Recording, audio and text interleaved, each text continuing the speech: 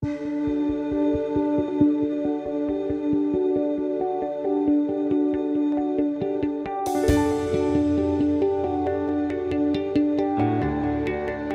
quality improvement and increased efficiency measures play a role in your financial planning? Does quality play a role equal to that of finance within board meetings? How do your organization's quality improvement strategies impact your financial performance? We have to think of quality on several levels.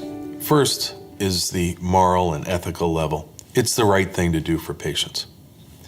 It's a commitment we make to them when they come to our organization needing care, that we'll give them the right care in a safe environment. On another level, quality drives a sense of pride and professionalism within an organization. It is the foundation of a healthy culture for the organization. And thirdly, it drives financial performance. We know that improved quality drives improved financial performance. And when you have all three of those levels working together, you have a very strong culture, strong commitment, and strong operations. In the past, our boards were largely structured around finance and performance against targets that were financial in nature. And in going forward in the future, we will be compensated for the outcomes that we're capable of delivering. Therefore, some boards with which I've worked are moving more towards combining the quality and finance committees of the board into one thing, because we cannot control the finance if we cannot control the quality, and vice versa. We cannot control the quality if we don't have access to means to support the quality. Going forward, I think it's going to be really important for the boards and the CEO and the hospital staff to focus on not only driving the cost down, but quality as well. That's what's going to make us sustainable going forward. The board needs to ask the hard questions, looking at the metrics. If they see trends, they need to ask us why. And it's not okay to say, oh, well, we're just going to do more education. We need to be doing that. It needs to be a main focus, or we won't be around. So you got to drive your costs down, but it goes hand in hand with making sure you keep improving and raising your quality. One area that's changing significantly for hospitals is how they are paid for what they do. The old fee-for-service system where if you did more, you got paid more is on its way out.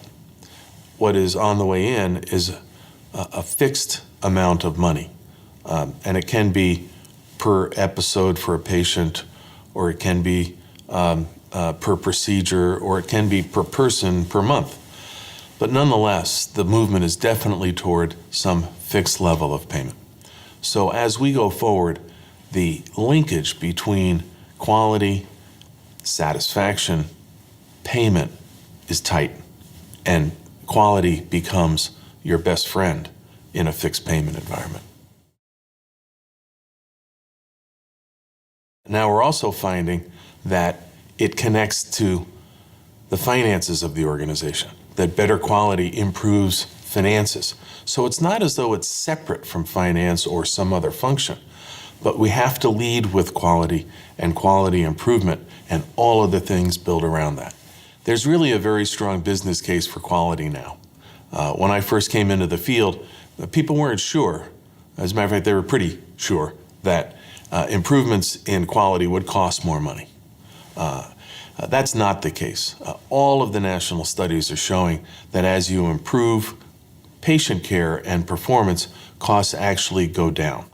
We have to get better for the sake of our patients, but it also gives us better overall organizational performance. And we're starting to be paid for performance. So our payments will be linked to how well we do on key performance indicators. And so now there's a direct tie like never before. Today there is a national focus on certain key areas. Number one, hospital-associated conditions. So infections, wrong site surgeries, things like that. Definite priority, definitely things that we've got to try to reduce to zero if at all possible.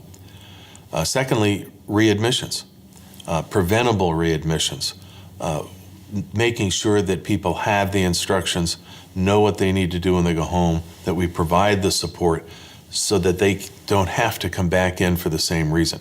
We're not going to get paid for that readmission. So you're starting to see a real gelling of attention and focus at the national level around certain key activities, certain key indicators of quality and safety.